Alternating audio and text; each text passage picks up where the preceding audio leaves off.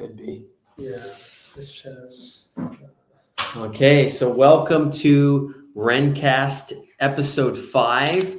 My name is Mason, aka P-Car Whisperer, and we're actually we are together today, and this is my co-founder and good friend Nithin. So today we're really excited for the topic that we're going to be covering. It's a very, very important topic, and it has to do with Porsche and CPO versus non-CPO. So we're going to be talking about some really important tips that you'll find through the slideshow that we're going to go through about why the Porsche CPO is so valuable for you as the consumer. So I don't know if you want to add maybe anything else, Nithin. No, I think it's such a great topic, Mason. And it is. Honestly, I've got a story to share towards the end about an experience I had of buying a non-CPO car, and I think it's going to illustrate why we're advocates of getting CPO vehicles. 100%. Let's do this. Just have a little slideshow to show everybody.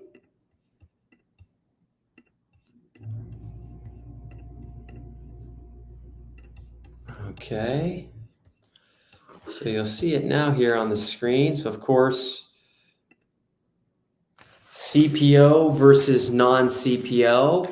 What are the importances of the Porsche CPO program, and kind of what is the Porsche CPO program? So what it does is it effectively adds 2 years unlimited miles to your Porsche, which is an incredible warranty. There's going to be no deductibles. Of course, it's all going to be by Porsche factory trained technicians, and it's redeemable at virtually any Porsche dealer here in North America. And of course, because of that, it's only going to use Porsche genuine parts. So a lot of cars, like let's say a car is only a year old, we have about 3 years left of the factory warranty, and then an additional 2 more years on top of that. So theoretically, that car could potentially have 5 years. It's a total of 6. So of course, all Porsches come with a 4 years, 50,000 mile warranty, new, and then this lops on an additional 2 years. Now, if that first warranty has lapsed, you'll ultimately just get the 2 years or unlimited miles, whichever kind of comes first, which of course in this case is going to be the 2 years. You can see for those, this is for all cars sold after 2017. And there's a lot of cars that are going to be eligible. They have to have less than 124,000 miles. It's not very often here at Porsche that we see, cars with that many miles, but that's a pretty incredible program that Porsche has been able to put together. And again, it's going to be nationwide. So it's very, very cool what Porsche has been able to do. And of course, a $0 deductible. Right. So let's talk about then, we took some examples, Mason, where we looked at certified versus non-certified equivalents. And we sourced the cars for certification from Porsche USA's website, and then non-certified car comparisons we got from cargurus.com. So what's interesting is if you look at the Turbo S, 2024 911, between 5 and 9,000 miles, the CPO car was 290,000 USD, and the non-CPO car was 282,000, which means there was a premium of about 3% on a CPO versus a non-CPO vehicle. Yeah. Interestingly, we had a slightly different situation with the GT4. This was a 2020 718 GT4 between 2K and 8K.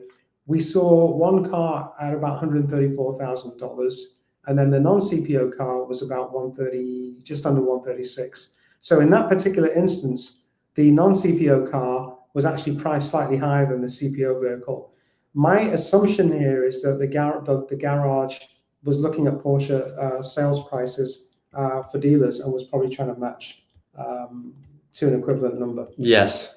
So that was one thing. The Cayenne GTS 2023, Mason, 44,000 miles. A CPO version was about 93,000 USD. And then a non-CPO version you can see is 82.5, just over 82,500, representing a 12% premium. And then finally, we took an example of a Macan S actually in this case, comparable colors, comparable mileage. And apologies for not putting the mileage down there, but I think it was like maybe in the 20s. Okay. $62,900 for the CPO vehicle and $58,100 for a non-CPO equivalent. That's an 8% premium. Yeah. So in most cases, there is a premium for CPO cars versus non-CPO. Probably something we would expect. And it's pretty strange how the 2024 GT4 Yeah. is down 1.2%. That's like the strangest thing I've ever seen. But like we said, like we would expect a CPO car to, of course, be a little bit more. And we're actually going to talk a little bit about kind of the inspection process, what a Porsche store is going to go through in order to get the Porsche car certified. So there's a lot that Porsche does in order to make these cars certifiable, I guess you could say. Yeah. So we're going to go ahead and cover that. So why CPO makes sense. So we're going to kind of double click, as Nathan likes to say, and go into this 2023 Cayenne GTS example with about 44,000 miles and talk a little bit about the inspection, the service, and kind of what it's going to take to potentially certify this car. So with the car having about 40 or so thousand miles, that's a decent amount of miles, but that means that car is virtually ready for its major or 40,000 mile service.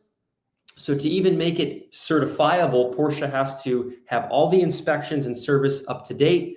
The brakes, the tires, all these things have to be at least 50% to be able to certify the car. And if they're not, then that Porsche store has to do it to be able to make it and have that Porsche certified stamp, which of course for you as the consumer, this is huge because, especially with a car of this mileage, these are things you're not going to really have to worry about for at least another 4 years. That's kind of when the major items come up. But you can see here, in terms of the 40,000 mile service, just how costly that service can be, especially if it needs the spark plugs on a Cayenne GTS. We're just shy of $5,000 or 4.7K as we have here on this slide.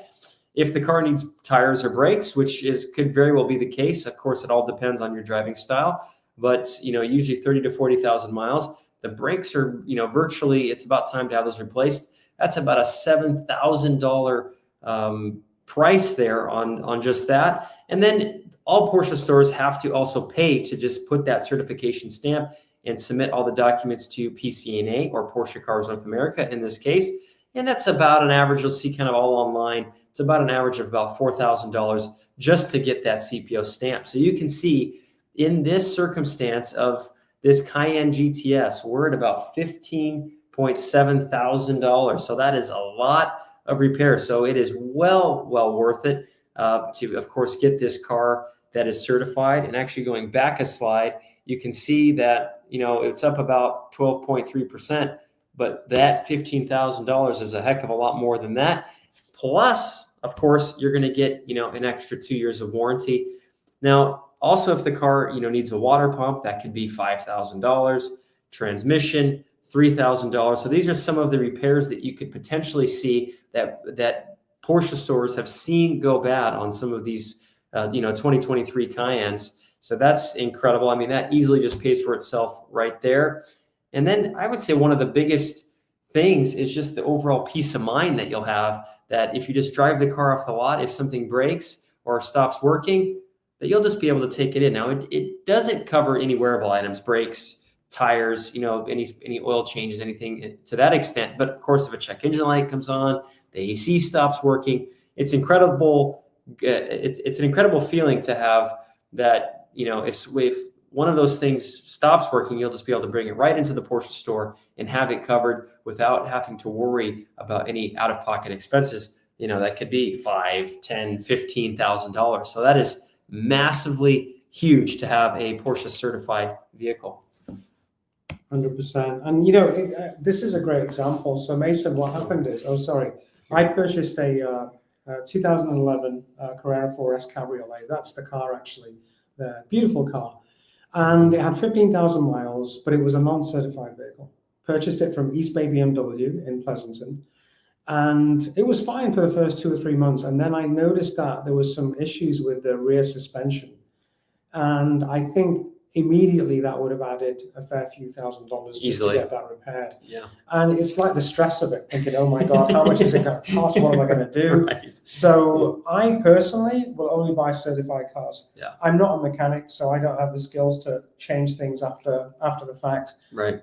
For me, that peace of mind, as you were referring to on the previous slide, it's intangible. In other words, I want worry-free motoring. Mm-hmm. And that's what you get with the CPO for an extra 2 years, Yes, especially if you purchase a vehicle out of manufacturer's warranty. exactly. And in fact, the recent one that I got your help in buying was the RS Spider. Mm-hmm. That was actually a certified car. Right. And I mean, that car now has unlimited mileage warranty, which is awesome. Yeah.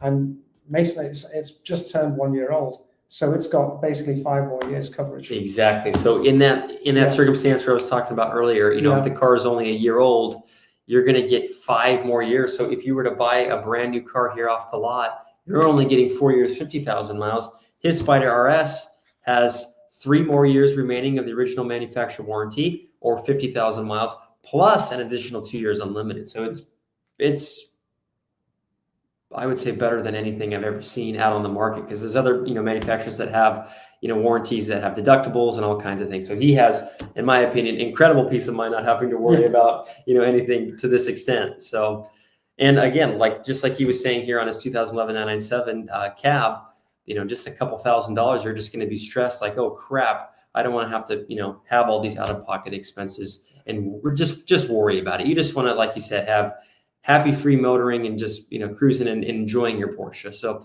something that we believe is very important is getting a CPO, any type of Porsche if you can. Yeah, absolutely. Yeah. Mason, do you want to show your audience or the audience the checklist? Yeah, let's do it. Yeah, because that's really interesting. I was quite fascinated by that. So let's track down a checklist. Give me just 2 seconds while I look at this. So we do have a checklist that I'm going to go ahead and put here on the screen. Oops, sorry.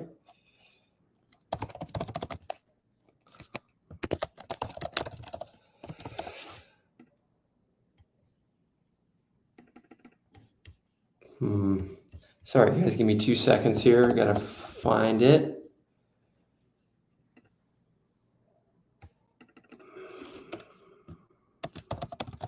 You know what? Yeah, this may work.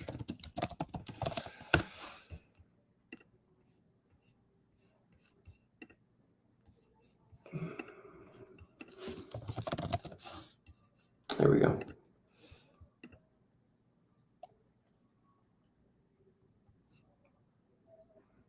So yeah, while you're pulling that up, I think one of the advantages and the peace of mind factor goes into the thorough inspection and quality control that Porsche holds itself accountable for when it's actually performing certification. So they're looking at everything. I mean, they've got, it must be over 150 different things that they That's check. about exactly what it is. Yeah. So it's quite fascinating, the whole process. And it gives you peace of mind knowing that a Porsche approved technician has looked at the vehicle and ensured it's compliant. There we go. Here we go. Let's get this shared back up with everybody. Okay. Let's take a look.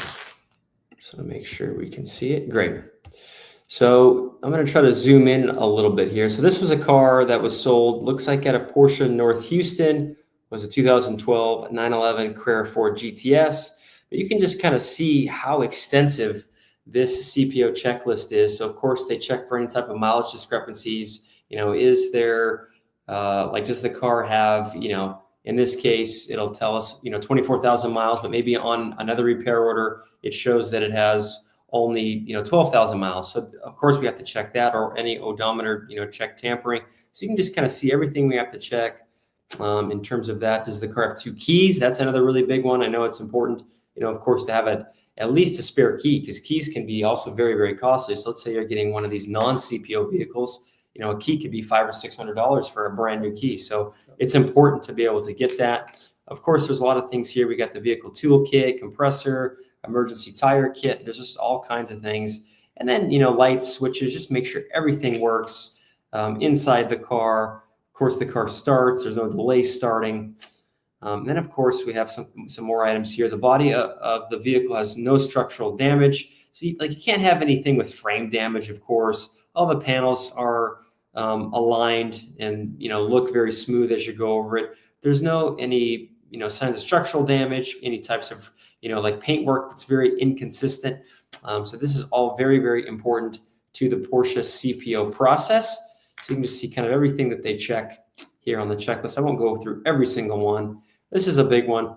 This is the tire tread depth in this case. Of course, the car has to have N-spec tires on it, and it can't be less than 4/32, which for a lot of sports cars, that would mean 50%. So in this case, it has to be above that. Tires cannot be older than 6 years old, regardless if the car is just sat, but the tires are 6 years old. They start to get really hard and start to crack. So Porsche found, that you have to replace your Porsche tires every 6 years, even if, like the tread depth in this case is, 7 or 8/32. And then aftermarket tires do not disqualify the unit. So let's say a car were to come in with non-inspect tires, but still the correct size, it can still be Porsche certified. So that's something that, Porsche has said is okay. In this case, you can see that all the tread depth is above 4/32, or as the Germans like to do it, is in millimeters. So this is well above.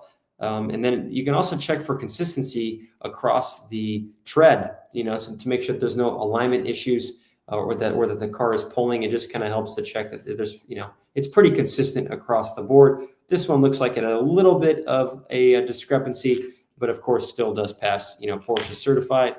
And then we also have the brake pads. In this case, we're at 95%. Most Porsche brakes start at about 10 millimeters.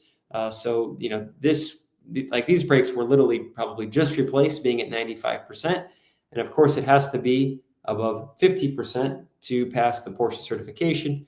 Battery, of course, all the fluids have to be up to date. Have to check all the interior lighting, glove box, ashtray, all that stuff, of course, has to work. And then, of course, it has to be signed by the technician, the pre-owned manager, and the service manager. And then, of course, the customer has to sign it as well. There's going to be a series of photos. Typically, this is when the Porsche store takes the car in. You're going to see all different types of photos, the underside of the car. This is because this ends up ultimately getting uploaded to PCNA, and they also want to take a look and see the car, as they're not, of course, going to see it if it's at a Porsche store. This ends up ultimately getting submitted to them. And then this kind of just gives you a quick overview. We already kind of talked about most of these things, but of course the car has to be clean, has to have a full tank of gas, and then of course you get that awesome 111 plus point inspection. And then we've got the warranty that is very, very good. So again, and then it will have everything else that the warranty covers. So overall, like we've said, CPO is very, very important, I believe, when buying a Porsche. 100% agree with you. Let me ask you a question, Mason. This comes up sometimes in conversations. Mm-hmm. If a car has had a fender bender, in other words, let's supposing it's been hit in the front, the bumper's been a bit damaged, that car can still be certified, correct? Correct. Right. Yes, it can. As long as there's no structural damage to Exactly. the frame and what have you. Yes. Okay. So a lot of people don't know this, but you could be buying a certified car that might have possibly had a small little accident. And Porsche determines, obviously, yes, whether it's met the criteria for it to be acceptable. That's correct. But it is possible for a car. It is. Yeah, it could have like minor damage on the Carfax or something like that, or even have some like a bumper repainted or something to that extent, and still be certified. So what if it has a minor fender bender, and I don't even know if this is possible. Yeah, the airbag was deployed. Does that happen? I guess that could potentially happen, and I don't actually know the answer to that question. Okay. That's actually a really good question. I would say as long as there's no structural damage, yes. Okay. But usually a minor fender bender wouldn't deploy the airbag. Right. But yes, I would say that it's probably possible, as long as it's not all the airbags. Right. Like if it was the steering wheel airbag, probably. Okay. I would say probably. From what your experience has been, what's one of the most expensive things that you've seen get repaired on a car that was luckily certified? That's a good question. I would say the biggest thing I've ever seen was a 991.1 GT3. Okay. These had an extended warranty for the engine, but after that, the engine's out.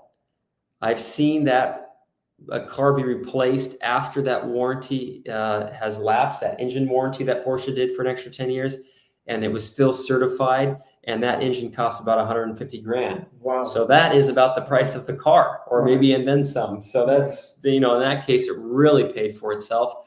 So I'd say that's probably the most costly CPO repair I've ever seen. Yeah. Yeah. Yeah, as I was mentioning to you earlier, I wouldn't buy a non-CPO car just because I'm not mechanically inclined. Right. So the peace of mind factor is important. Maybe for people out there, if they are very inclined that way, maybe, you know, they can. Yeah, like maybe they can try to do some of it, but yeah. Somebody told us just recently that 911s are generally very reliable. Mm-hmm. So if you are going to take a gamble on not getting a CPO car, that would probably be the car. Yeah. If it's like a Macan S, I know we were briefly talking about that. Yeah. You know, we have like the timing chain cover I've seen go bad where it starts to leak oil and all kinds of stuff. But yeah, I'd say generally 911s tend to be pretty good, which is good. Yeah. And not that the other cars aren't, of course, incredible. It's just the fact that, you know, maybe they have some issues a little bit more than some of our sports cars. So, yeah, so that's, you know, I'd say that's one of the main reasons to get a CPO. That's very important, as you can see from all the data we've kind of compiled. But we also, today is 9/11 day. So we want to talk a little bit about Renquiz, which is our app. We're actually wearing these shirts, Renquiz. We also have our sponsors here. It's kind of hard to see, but on the sides. So it's something that we're really excited about.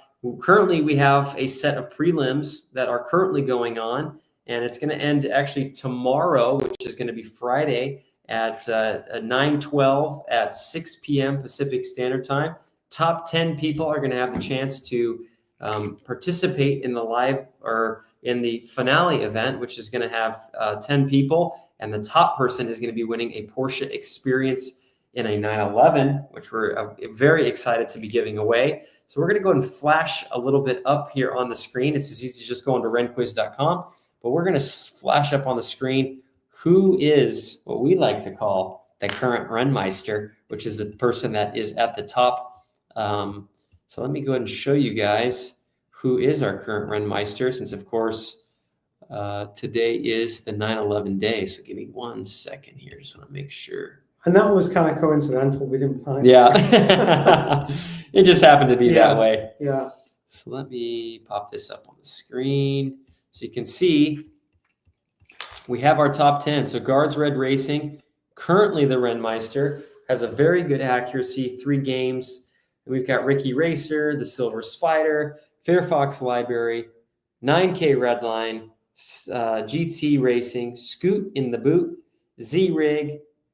I'm not going to say that other one. And then we've got Tim C. So these are all of our current people on the top leaderboard. And of course, again, you have just over 24 hours if you have not had the chance to play to be able to play the game and try to get here in the top 10, because then we're going to be having another event, which is the finale, as we like to call it. And that person is going to be able to win this Porsche experience and be the September's Rennmeister, as our next event is going to be coming up in November for those of you who won't have the chance to participate in this, or if you're watching this after this live stream is over. So again, something we're very excited about. We've been getting a lot of really good feedback about Renquiz, and something that, again, is going to be coming out here in November. Yeah, it's awesome. Can't wait to figure out who's going to win. It's nail-biting, isn't it? It is nail-biting. So on Sunday, we should know who the Rennmeister is and that glorious prize of the 9/11 track experience. I mean, I'm envious, honestly. I am too, because it's so cool. And of course, it doesn't cost anything to participate in this event. Yeah. And you can just see how nail-biting this is. We've got a lot of people very, very close. You can see number 4 is at 37 points, 5, 35, 34, 34, 34. So you have like a 3-way tie for 6th, literally. And then we have a tie for, looks like, what I'd say 9 and 10. They have 33 points. So very, very close. But again, you still have a chance to make the top 10 and be moving on to the finale. So I think that pretty much wraps up this week's Renncast, episode 5. Next week, we're doing this every single week. We're going to have a Renncast episode 6. So stay tuned for that, but it'll either be Wednesday or Thursday next week. And without further ado, we'll see you guys next week, and sign up for Renquiz if you haven't had the chance to do so. See you guys. Enjoy the drive.